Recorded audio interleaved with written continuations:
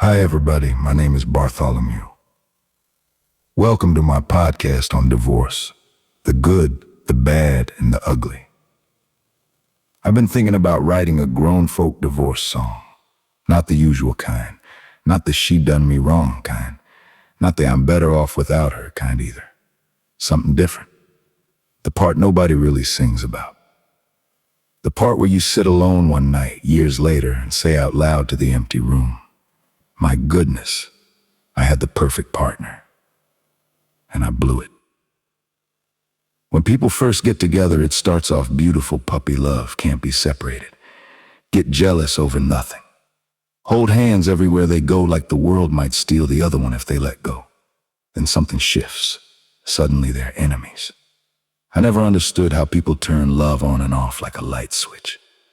If you can flip it that fast, was it ever really love to begin with? And when folks get mad, they pull out the old cards, the crazy card, the mental illness card. I'm not doing that today. I'm telling the plain, grown folk truth. Samantha left me because she got tired of my drinking. Plain and simple. The divorce was valid. I didn't want it. But if she had been my sister or my daughter, I would have looked her in the eye and told her to leave for her own safety. I wasn't in a good place. Sobriety wasn't even on the table back then. We were young. We didn't know anything about boundaries. We didn't know what they call trauma-informed care these days. Trauma-informed means we understand how past hurt shapes the way people treat each other. It means we don't shame people for being wounded.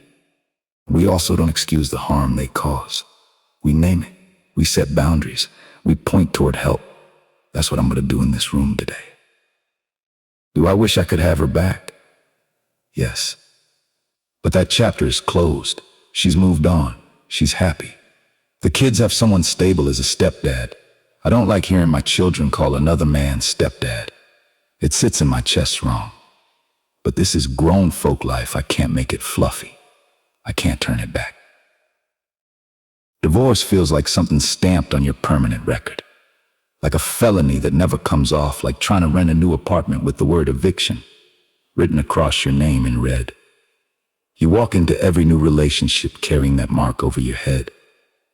I didn't leave with hate. I still see my kids. I still see Samantha sometimes. And she is still beautiful. Let me stop right there. I cannot get that back. I tested the door once or twice. Flirted a little when I was over there. She shut it down clean. She set her boundary. That door will never open again. I respect it. I tried dating, nobody compares. Then I met a lady on a dating app. She's no Samantha, but she's sweet. She cooks, goes to church, works hard. Widow, no criminal record, no strange habits. A decent woman. And still, sometimes when I'm sitting across from her, I catch myself thinking about Samantha. And the guilt sits heavy. I know I can never open that chapter again. So I carry on. That's the truth this whole thing is built on. When a chapter is closed, you carry on. Before we get to the song, I brought in a few of my people, different divorces, different ways of carrying the weight. I want this real, not polished fake. But I also want it responsible. So I'll interrupt when the line gets crossed. We have Dr. Blake here, clinical professional and a law enforcement officer, who will speak on the legal side of what comes up. Let's begin. First is my cousin Joanie, fair warning. Joanie is old school. She does not bite her tongue. Her divorce was messy. I asked her to watch her language, but she is who she is, Joanie. Go ahead. Hello, everyone. My name is Joanie. Well, here's what I think. I couldn't wait to get rid of mine. I'm glad he's gone. Couldn't stand him. We fussed. We argued constantly. It was all his fault. Yep, all him. I had absolutely nothing to do with it. He was the crazy one. Mentally ill. Terrible cook. Terrible housekeeper. Glad he's gone.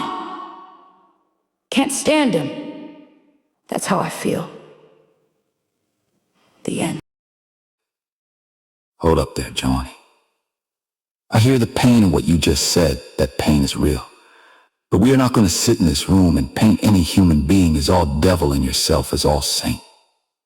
Most of these stories are more complicated than that, and throwing around crazy and mentally ill as weapons. That lands hard on people who actually live with mental health struggles. We do not shame people here. We also do not use those words as insults. I'm asking you to tone that part down. We can talk about being done with a marriage without turning mental illness into a punchline. Appreciate your honesty. We're keeping it responsible. Next, my cousin Bobby Ray. Tell the listeners how you're handling it. Hello everyone, my name is Bobby Ray. My situation's different. We're separated. We both fight, we both cause problems, we both hit below the belt, figuratively speaking. Then we end up right back together, same cycle. Dr. Blake told us that what we have is called a trauma-bonded relational cycle, meaning the connection keeps repeating harm and comfort until neither person feels safe. Now, some of y'all might be more familiar with the common term, which is called toxic relationship. When he has mess going on in his life, I take him back. Instead of holding him accountable, he does the same for me. We still love each other. Let somebody outside mess with one of us, and it's war. We defend each other to the end. But half the time, we can't stand to be in the same room. One of those old couples that can't stand each other, but can't stand to be away from each other either. We're in therapy now. Dr. Blake is helping us see the danger in that pattern. We admit we have a toxic thing. We're working on it. We're getting help. Thank you, Bobby Ray. That's honest. And it's good you're both in the room getting help. A lot of people never make it that far. Dr. Blake will speak more on these cycles shortly. Now my cousin Kenneth. Go ahead.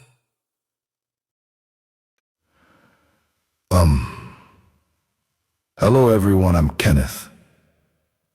I miss her so much. Lisa. Oh, Lisa. I wish she would come back into my life. I drive by her house every day. I'm not saying I'm a stalker. I want to make that clear. But when she gets off work, I park outside and wait. I don't approach her because of the restraining order and all. But I sit and watch her. And I cry. I'm a grown man and I still cry when she walks to her door.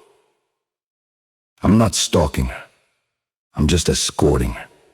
She takes her groceries inside. And sometimes if a guy comes over, I walk up and say, "Hey, I'm Lisa's ex, who are you?" She doesn't like it when I do that. We end up back in court. But I want to make it clear. I'm not stalking. I'm just protecting her.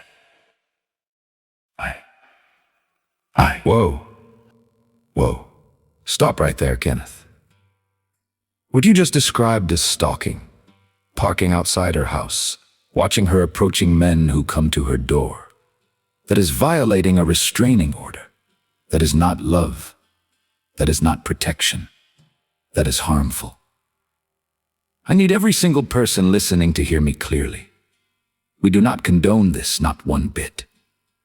Kenneth is my cousin. I care about him.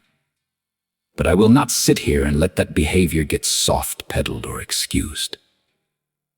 If anybody out there was triggered by what he just said, especially if you have ever been the victim of stalking or harassment, I am sorry. You had to hear it in this space. That is not okay. Kenneth, you need real professional help. You need to respect that restraining order completely. No more driving by. No more escorting. No more approaching anybody. That door is closed. The law says stay away. After we finish recording, I will be speaking with you privately, Dr. Blake, and the officer will address this directly. Kenneth, step back for the rest of this segment. One more voice before the professionals. My friend Bubba. Hey, y'all, I'm Bubba. Back in my day, we had what they called a shotgun wedding. Don't get bent out of shape at the term, basically. I got the girl in trouble and I stepped up and took responsibility. That's how it was done then. Her name was Lulu. We didn't have much in common. She liked rock and roll, I liked country. She liked to party, I liked staying home. She liked meat, I'm vegan. We tried. We stayed together for our son. Once he turned 18 and was headed to college, we looked at each other and said, we have nothing in common. There's no point dragging this out. No big fight, no war. Just two grown people deciding it was time. We ended it clean and stayed respectful for our boy. That's how it went. Thank you, Bubba. Another real way it can go. You've heard different ways people carry a divorce. Some with residual love and quiet regret. Some with pure relief and no looking back. Some stuck in a toxic loop they're finally trying to break. Some who cannot let go and cross into something dangerous. And some who simply part ways when the season is over. I'm Bartholomew. I told you my part straight. The drinking was on me. The divorce was valid. The chapter is closed. And I'm trying to move forward without bitterness, even when it still hurts. Now we bring in the professionals to keep this grounded.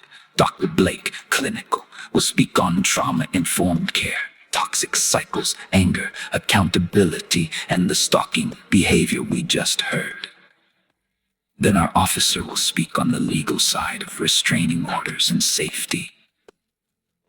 After that, we go into the song. Dr. Blake, the floor is yours. Thank you, Bartholomew. I appreciate the opportunity to speak. Before I respond to each individual, I would like to provide clarity for the listeners. A trauma-informed approach requires that we speak with awareness of how our words may affect individuals who have lived through unsafe, unstable, or emotionally harmful relationships. It requires that we avoid language that stigmatizes mental health conditions, that we refrain from minimizing dangerous behavior, and that we acknowledge the complexity of human relationships. Trauma-informed practice is not about assigning blame. It is about understanding patterns, safety, and emotional impact. I will now address each person individually. To Bartholomew, what you shared demonstrates accountability and emotional maturity. You did not blame Samantha. You did not distort the circumstances. You acknowledged your drinking, your instability, and the fact that she made a safety-based decision. Your reflection on guilt, grief, and closure is something many individuals experience but rarely articulate. You are demonstrating that regret can lead to growth rather than bitterness. To Joannie, your emotional response is understandable. Anger is a common component of divorce. However, the language you used, specifically referring to your former partner as crazy or mentally ill, is harmful and clinically inaccurate. Trauma-informed practice requires us to slow down and examine the full context. What were the patterns? What were the unmet needs? What were the behaviors on both sides? Your pain is valid, but the narrative is more complex than the labels you used. To Bobby Ray, your honesty is important. Toxic relationships are not defined by a single individual. They are defined by cycles of mutual harm, mutual reconciliation, and repeated emotional volatility. The fact that you and your husband are in therapy indicates that you are actively working to interrupt the cycle. Love without boundaries becomes instability, and you are learning how to establish structure around your emotions. That is meaningful progress. To Kenneth, I will speak very plainly and professionally. The behaviors you described are not expressions of devotion. They are not protective. They are not romantic. They are stalking behaviors. Driving by someone's home repeatedly, waiting outside their workplace, approaching individuals at their residence, and violating a restraining order are actions that create emotional and physical danger. I am grateful that Bartholomew interrupted you, because listeners needed to hear clearly that these behaviors are not acceptable. You are not a bad person. However, you are an individual who requires professional intervention. I am glad that you are receiving help. I would also like to clarify something for the listeners, because it is important for public understanding. Mental health professionals are mandated reporters. This means that if a client discloses behavior that indicates imminent danger to themselves or to another person, or if they disclose actions that violate a court order and place someone at risk, we are legally required to take appropriate steps. These steps may include notifying law enforcement, contacting the individual who is at risk, or informing a supervising officer if the client is under legal supervision. In Kenneth's case, if he were my client and he disclosed repeated violations of a restraining order, ongoing surveillance of his former partner, and continued attempts to approach individuals at her residence, I would be legally obligated to report this behavior. If he had a parole officer, I would be required to notify that officer as well. Mandated reporting is not punishment. It is a safety protocol designed to protect individuals who may be in danger. To Bubba, your story represents a different category of divorce. It was not rooted in danger or toxicity. It was rooted in obligation, generational norms, and mutual recognition that the relationship had reached its natural conclusion. Your decision to separate was thoughtful, responsible, and collaborative. This is also a valid form of divorce.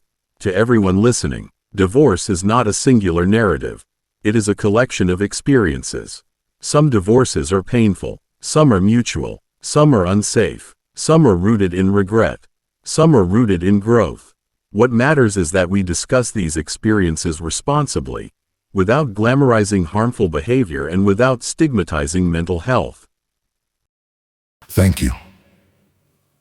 Bartholomew, I appreciate the opportunity to speak. Hello, everyone. I am Officer Daniels. I will address the legal aspects of the situations that were shared today. My role is not to judge anyone's emotions or personal experiences. My role is to clarify how the law interprets certain behaviors and what safety looks like from a legal standpoint. I will respond to each individual in turn. Joanny, I hear the intensity of your frustration. However, from a legal perspective, terms such as crazy or mentally ill do not carry weight unless there is documented evidence of behavior that creates danger or violates the law. The legal system does not take sides based on emotional labels. It evaluates actions, patterns, and safety concerns. Your feelings are valid, but the law focuses on conduct, not characterizations. Your barbitration is what law enforcement refers to as a volatile domestic environment. You are not describing criminal activity, but you are describing a pattern that can escalate if boundaries are not established. The fact that you and your husband are in therapy is significant. Law enforcement typically becomes involved when emotional volatility turns into physical harm or when one partner feels unsafe. You are taking proactive steps to prevent escalation, and that is commendable. Kenneth, I will speak very directly and professionally. The behaviors you described meet the legal definition of stalking. Driving by someone's home repeatedly is surveillance. Waiting outside their workplace is harassment. Approaching individuals at their residence is intimidation. Violating a restraining order is a criminal offense. Stalking is not defined by your intention. It is defined by the impact on the person you are following and by the violation of their legal rights. If Lisa felt fear, discomfort, or pressure, and if she obtained a restraining order, the court has already determined that your behavior created a safety concern. A restraining order is not optional. It is a court directive. Violating it can result in arrest, jail time, and additional charges. I am not here to shame you. I am here to ensure that listeners understand that these behaviors are dangerous, illegal, and never romantic. I am glad you are receiving professional help. However, it is important for the audience to understand that these actions place individuals at risk and require legal intervention. Your situation represents a non-contested divorce. Two adults made a mutual decision to separate without threats, harassment, or violence. From a legal standpoint, Your case is straightforward and does not raise safety concerns. For everyone listening, the law does not operate on emotion. It operates on behavior, safety, and compliance with court orders. The legal system prioritizes personal safety, respect for boundaries, adherence to restraining orders, protection of individuals who may be at risk, accountability for actions that create danger. If someone leaves a relationship because they feel unsafe, the law supports that decision. If someone violates boundaries, the law intervenes. If someone stalks, harasses, or intimidates another person, the law responds accordingly. Divorce is emotional, but safety is non-negotiable. I appreciate the opportunity to provide clarity, and I will now turn the floor back over to Bartholomew so that he may transition us into the next portion of the program.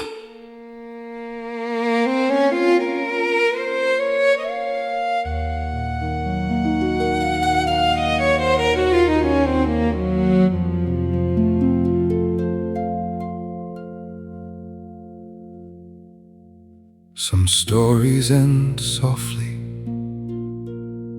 Two people standing in the quiet of a room, saying we tried and we cared, but the season has finished its run. No shouting, no breaking, just two hands letting go of what they once held. It is not failure, it is honesty. It is the good in goodbye.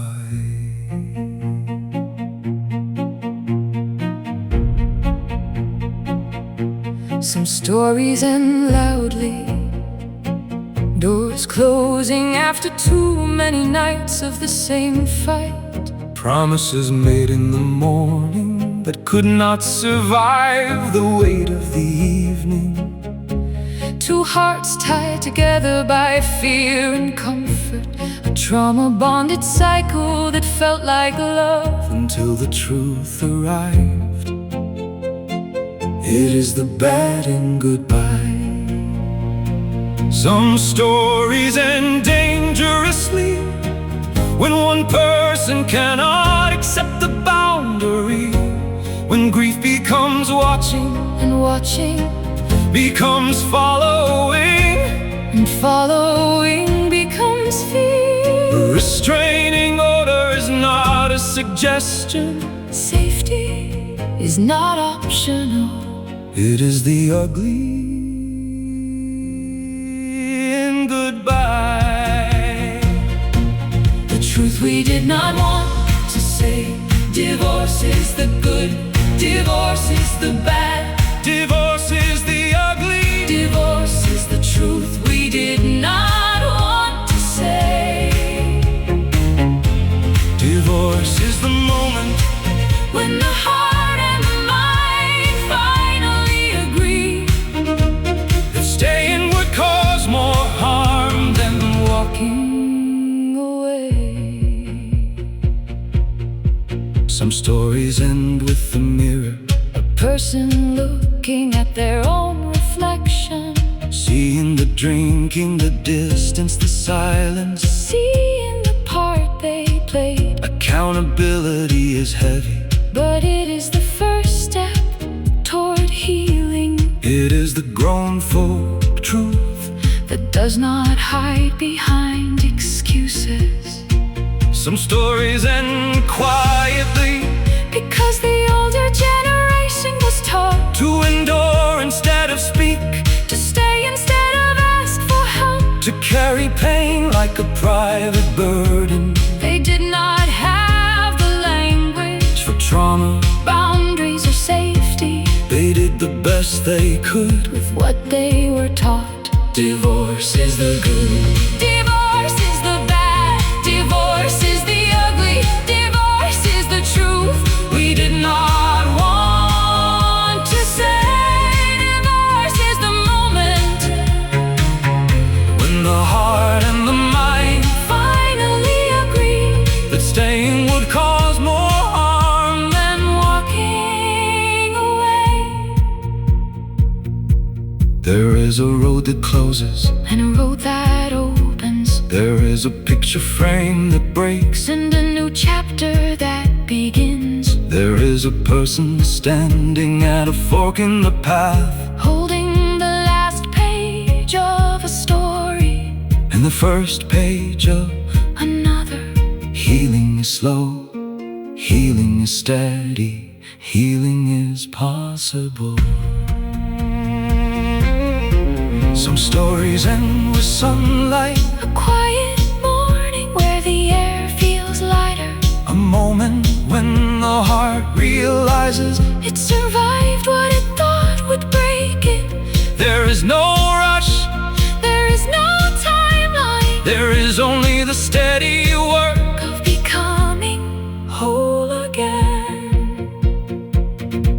Divorce is the good, divorce is the bad, divorce is the ugly, divorce is the truth. We finally said aloud, Divorce is the boundary, that protected two people from further harm, divorce is the ending, that made room for a safer beginning.